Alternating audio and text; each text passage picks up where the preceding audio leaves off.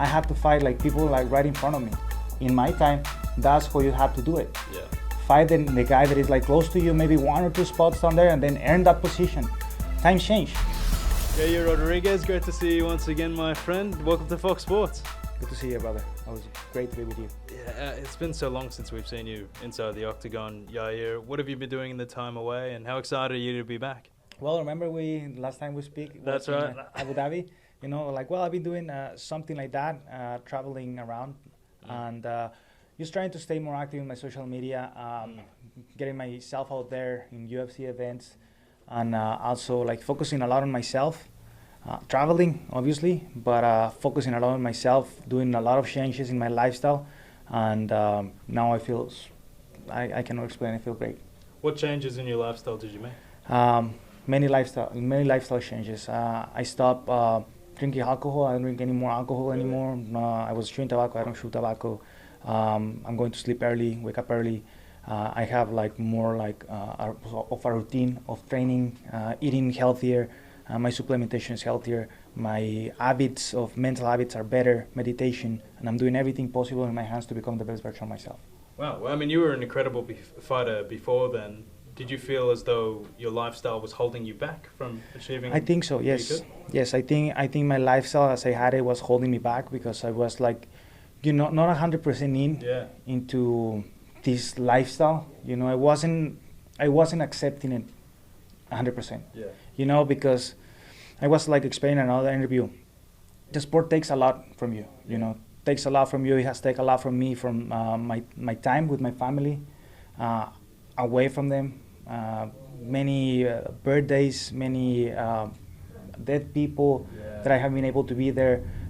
When people close to me get sick, all this stuff, you know, that happen in life, and you're not able to be there because you're looking for something, you know, like what I'm doing right now. Yeah. And I kind of like started rejecting it a little bit, and then I wanted to have more fun because I felt like I lost time doing it and stuff, and I was just battling with that idea. And then at some point, you know, I was actually in my coach house, and at some point I was like, something just clicked in me, and I was like, you know what, I'm just gonna stop. You need to be all in.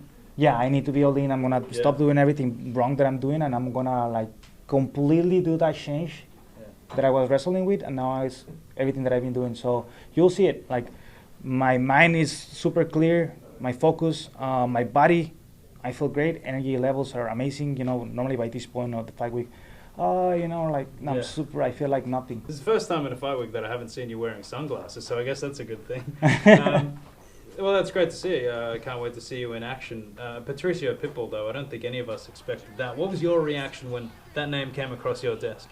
Well, I guess it was a good reaction. Why? Because I was like, he was like the champion in Bellator, and for however many years, and I think it's a great name. You know, I was expecting to fight Diego Lopes, but since Ilia Topuria moved out of the weight class, you know, to go to 155, obviously Diego being so active and Volkanovski just losing the title against Ilia Topuria, it makes sense for the UFC to make that happen, and they offered me Pitbull, so I was like, okay, let's do it. You mentioned Ilia Topuria, your old mate, moving up to 155. What are your thoughts on that move? I think it was a good move. You know, I think he did a great move, not only for our division, because kind of everything like kind of cleared, you know, in the division. Sure. And I think he has like really good chances on doing a great job in the 155 division. So let's see how he does. Oh, you think so? You think he'll do well at 155? I think he'll do well. Yes. Okay. Less like he won't have to cut that much weight. You know, he's probably, you know, like his size is not the biggest size. But probably his physique will feel better because he's not cutting that much weight, right? And sometimes when people do that change, it actually benefits them instead of affecting them. So I think that was a smart move from him to take care of his body, of his longevity in the sport, and I think he's doing great things. Well, you mentioned it's cleared the division up a little bit.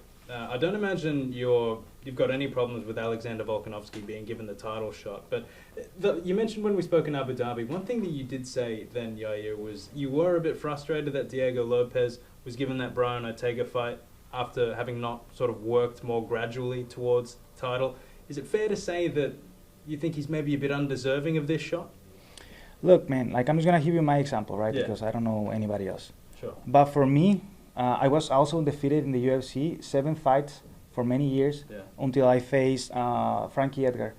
In order for me to fight Frankie Edgar, which was the number 2 rank in the world at the moment, I had to fight like people like right in front of me.